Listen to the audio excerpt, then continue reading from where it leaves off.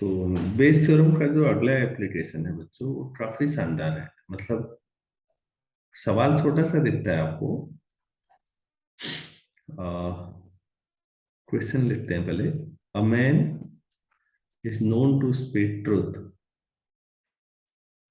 Is known to speak truth 3 out of 4 times, out of 4 times. इसका मतलब हुआ कि औसतन 75% मामलों में वो सच बोलता है, लेकिन 25% मामलों में इसका मतलब वो झूठ भी बोलता है। उसका जो पुराना ट्रैक रिकॉर्ड है वो ये है। आज क्या है, वो स्टोरी देखिए। He throws a die, he throws a die and reports that it is a six, and reports that it is a six। इसका मतलब वो जो खेल रहा है अकेले खेल रहा होगा, और किसी ने देखा नहीं है कि सिक्स आया है या नहीं आया है अभी। और लोग हो सकता है बहुत दूर हो या कहीं और हो। वो कह रहा है कि मैंने वो डाई को रोल किया और सिक्स आ गया है। अब हम देखने गए कि ये सच है या नहीं, तो हम ये कह रहे हैं find the probability that it is actually a six। बड़ी इंटरेस्टिंग चीज है। Find the probability that it is actually a six, कि वास्तव में सिक्स ही होगा। इस बात की क्या प्रोबेबिलिटी है? तो पहले तो इवेंट कौन कौन सी है, आप इसको देखिए। और E1 E2, और यह दो ही घटनाएं हो पाएंगी। और ए क्या होगा, इन पे जरा सा गौर करना चाहिए। अगर तुमने ये सही लिख दी है ना, तो फिर क्वेश्चन में कुछ रहता नहीं है। इवन क्या लिखेंगे हम? कि जो है, जो इन पर्सन है उसने सच बोला है, यानी कि 6 अगर हुआ है। सिक्स एड्रेस, ठीक है। तो E2 क्या होगा? 6 डज नॉट अगर। और ए? Person speaks truth. ये है जो आदमी ने बोला है। क्या कहा है? Man reports that it is it 6। Is a six. तो अब बताओ, इवन कि सिक्स आने की प्रोबेबिलिटी क्या होती है डाइस में? 1/6। और सिक्स ना आने की? 5/6। अच्छा, E1 E2 ये है। प्रोबेबिलिटी ऑफ ए चाहिए हमें, जबकि E1 हो चुका है। इसका मतलब हुआ सिक्स आ चुका है, तो वो आदमी कह रहा है कि सिक्स आया है। इसका मतलब हुआ कि जब सिक्स ही आया है और आदमी भी सिक्स ही कह रहा है, तो वो सच बोल रहा है या नहीं? हाँ। पहले लिख लेते हैं इस बात को ना, समझो ये बड़ा शानदार पॉइंट है। ये हम क्या निकाल रहे हैं बेटा? प्रोबेबिलिटी किस बात की? That the man reports it is six, और ये कब कह रहा है? व्हेन एक्चुअली सिक्स अटर्स ना, जब छह हम्म। आया है एक्चुअल में, तब वो कह रहा है।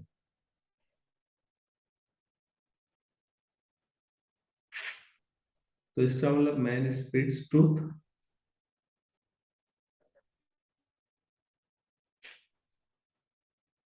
ये बात सही है या नहीं? हाँ। तो इसकी प्रोबेबिलिटी ऑलरेडी 3/4 है।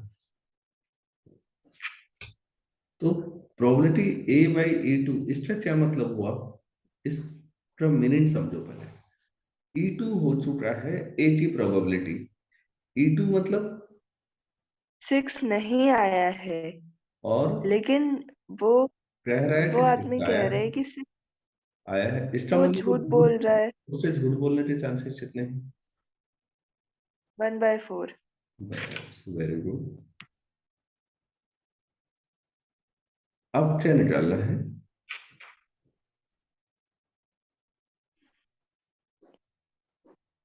प्रोबेबिलिटी कि 6 आया है, जब उसने बोला है कि 6 आया है तो 6 आया। तो probability of even, probability of A/E1, बाकी तो कुछ करना है नहीं ज्यादा। और नीचे दोनों, probability of even, probability of A/E1 plus probability of E2, probability of A/E2, बस वैल्यू रख दीजिए, आ जाएगा आंसर।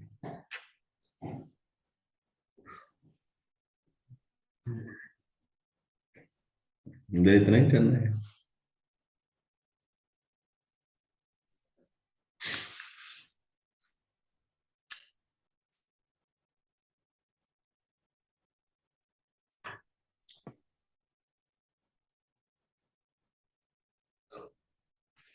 हम्म।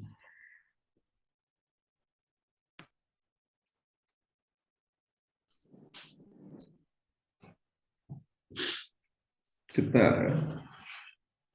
3/8। अच्छा, ठीक ही आ रहा होगा फिर।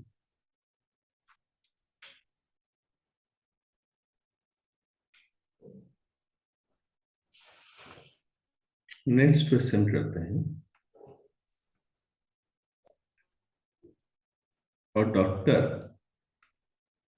Has to visit a patient. एक डॉक्टर को पेशेंट को देखने जाना है।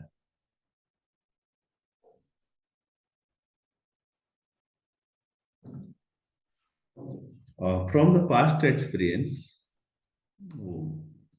जो ट्रैक रिकॉर्ड है,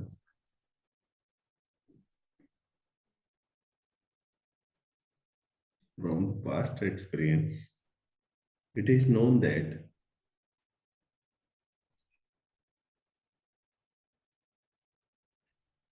it is known that he will come by train, he will come by train, bus, scooter, or by other means,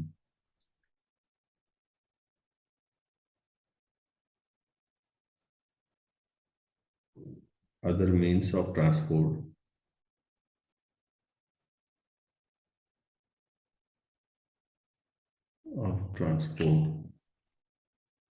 are respectively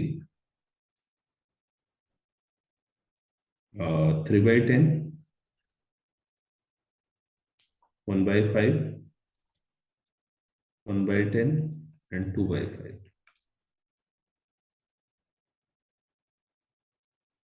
Uh, it is known that probability is नहीं लिखा ना, that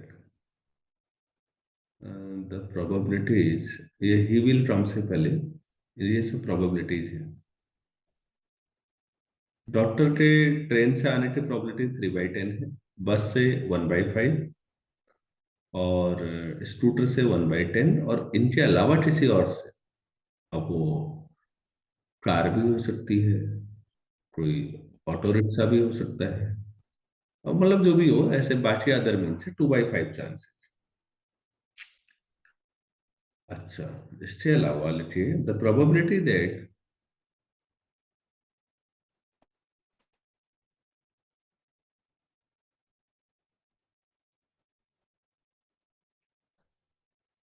he will be late, he will be late.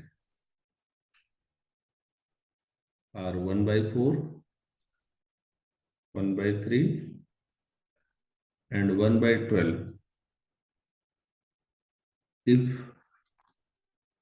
he comes by train from a bus and a scooter respectively. Scooter respectively.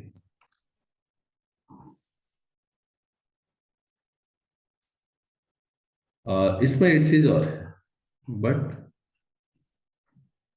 if he comes by other means,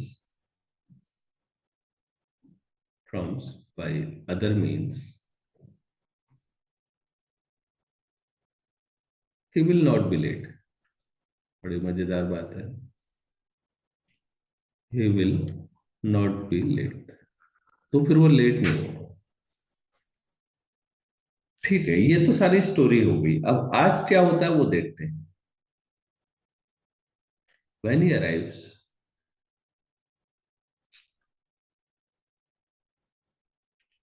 he is late.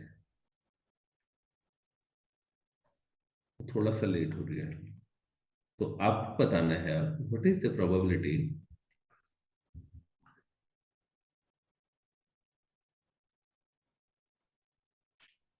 that he comes by train. He comes by train.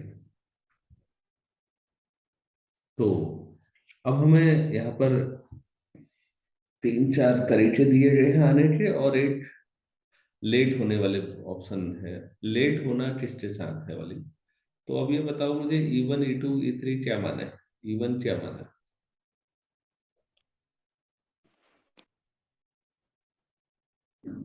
Even कि वो train से आया। Doctor comes by train. Train. E2 doctor comes bye बस। E3 doctor comes bye scooter. और E4 हो जाएगा doctor comes by other means.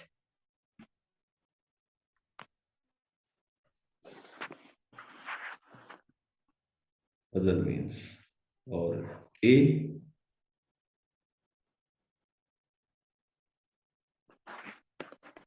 कि doctor is late. Late.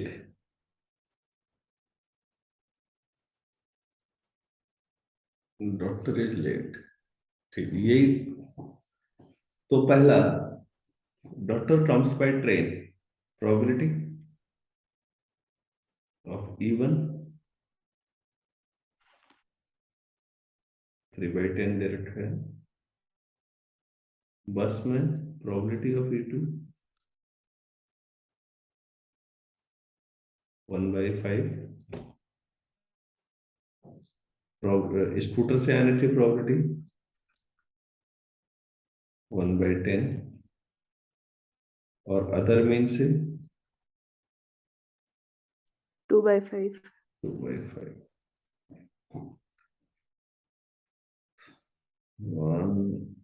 अब वो लेट है, मतलब लेट है ऑलरेडी, तो फिर ट्रेन से आने की प्रोबेबिलिटी दे रखी है। तो मतलब अगला डेटा क्या दिया हुआ है, लेट है तो E1 से आया होगा, ट्रेन से आने कितना।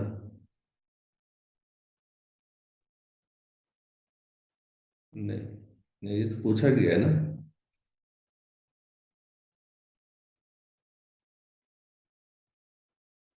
ये पूछा हाँ, गया ये ना? यही पूछा है। तो फिर A/E1 कर देते हैं। प्रोबेबिलिटी ऑफ A/E1 का मतलब क्या है, अगर वो ट्रेन से आया है तो लेट होने के क्या चांस। 1/4।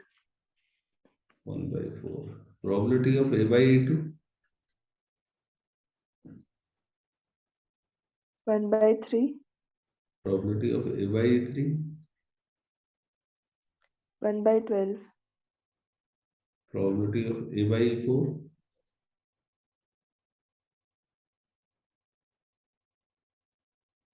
अगर अदर मीन से आता है तो लेट होने के क्या चांस है? 0। बस इतना जिसको आ गया फिर कुछ है ही नहीं ना, यही मेन है। फिर तो गलत हो ही नहीं सकता उस बच्चे का सवाल। आपसे पूछा गया है, जो मैंने क्वेश्चन मार्क लगाया है, प्रोबेबिलिटी ऑफ E1 बाई ए, तो आप लिखेंगे probability of E1, probability of A जबकि E1 हो चुका है, अपॉन नीचे 4 बार probability of E1, probability of A by E1 plus probability of E2, probability of A by E2। लिखते रहना है। प्रोबेबिलिटी ऑफ E3 आप लोग करते रहिए, A by E3, probability of E4, probability of A by E।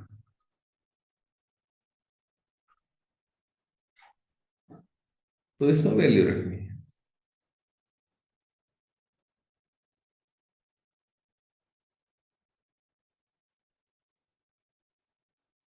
हम्म। तो मेरे ख्याल से अब तो कोई दिक्कत ही नहीं होनी चाहिए, हो जाएगा। हाँ। बस, तो जितना सवाल लिखने में टाइम लगता है ना, इसमें सवाल पैराग्राफ की तरह हो जाते हैं, उतनी मेहनत क्वेश्चन करने में नहीं है।